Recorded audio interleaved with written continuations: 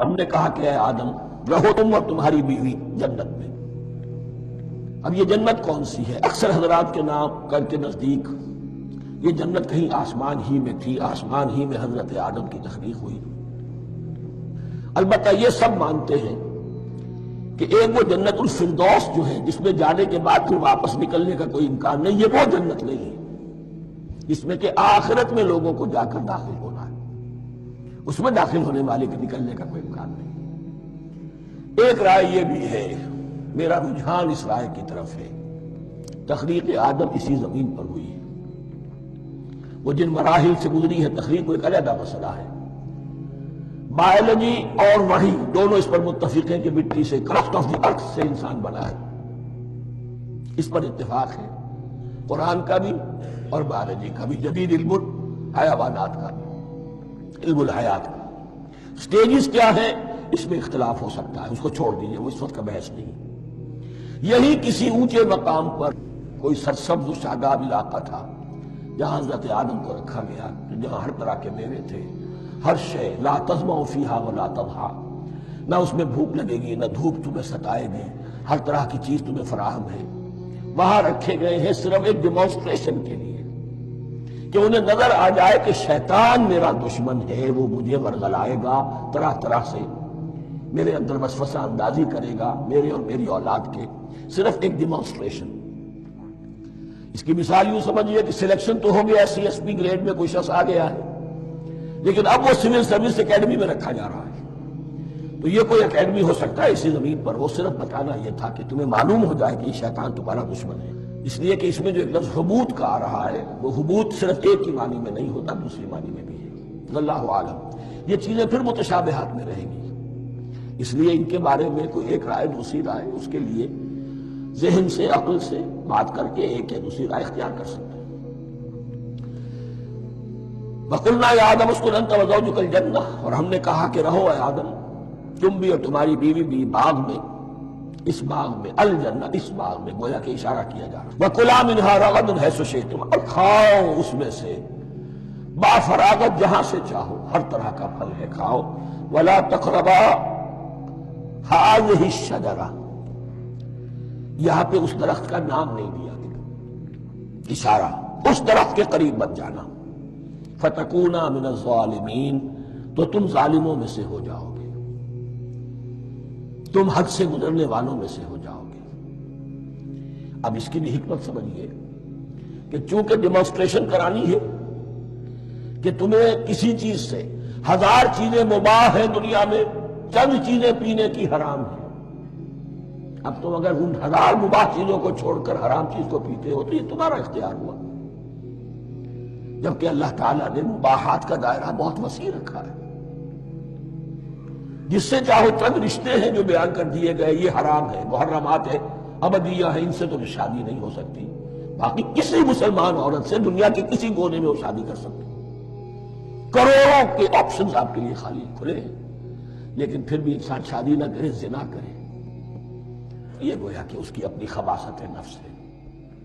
ایک نہیں، دو دو، تین تین، چار چار تک شادی کرو، اجازت ہے تمہیں۔ تو اس اعتبار سے مباحات، اب یہ پورا باغ تمہارے لیے مباح ہے، بس ایک درخت ہے اس کے پاس نہ جانا، اور درخت کا نام لینے کی کوئی ضرورت نہیں، تو آزمائش تھی نا، صرف ایک آزمائش اور اس کی ڈیمانسٹریشن۔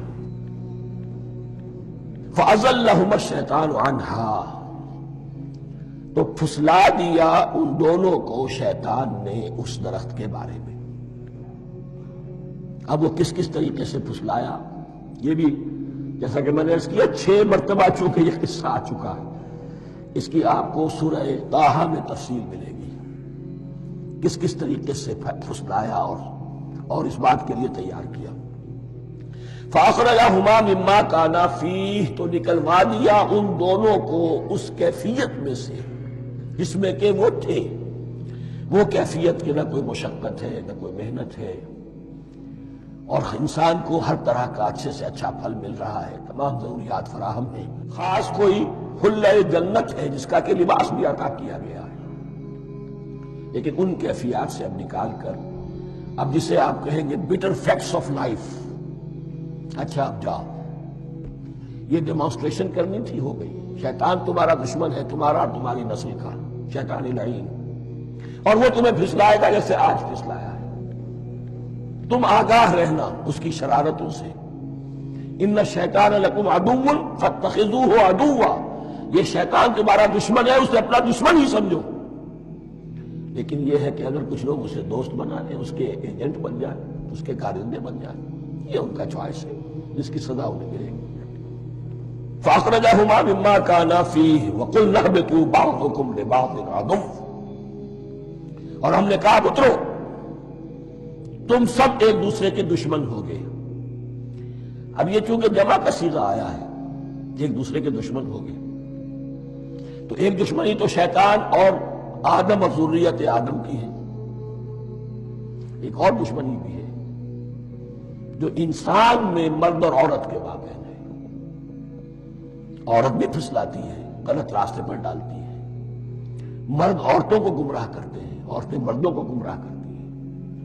قرآن مجید میں کہا گیا یا ایھا الذین آمنوا ان من ازواجکم واولادکم عدوا لکم فاحذروہم، اہل ایمان چوکنے رہو، چوکس رہو، تمہاری بیویوں اور اولاد میں سے تمہارے دشمن ہیں، بچ کر کیپ الرٹ، کہیں ان کی محبت تمہیں راہ حق سے منحرف نہ کر دے۔ تم ایک اچھا کام کرنا چاہتے ہو، بیوی رکاوٹ بن گئی، بیوی کو اچھا کام کرنا چاہتی، شوہر رکاوٹ بن گیا، تو یہ محبت نہیں ہے، یہ عداوت ہے۔ اس حوالے سے بعضکم لبعض عدو ولکم فی الارض مستقر ومتاع الی حین، اور تمہارے لیے اب زمین میں مستقر ہے، جائے قیام ہے اور متاع ہے، ضرورت کی چیزیں ہیں ہم نے فراہم کر دی ہیں، الی حین، لیکن ایک وقت معین تک کے لیے، یہ ابدی نہیں ہے، ایک وقت آئے گا یہ بساط ہم لپیٹ دیں گے۔ یوم نطوی السماء کطی السجل للکتب، جس دن کے ہم تمام فضاؤں کو اور تمام خلاؤں کو، تمام آسمانوں کو اس طرح لپیٹ لیں گے جیسے کتابوں کا تبار لپیٹ دیا جاتا ہے۔ ایک وقت آئے گا، یہ تخلیق الی اجل مسمى ہے، الی حین ہے۔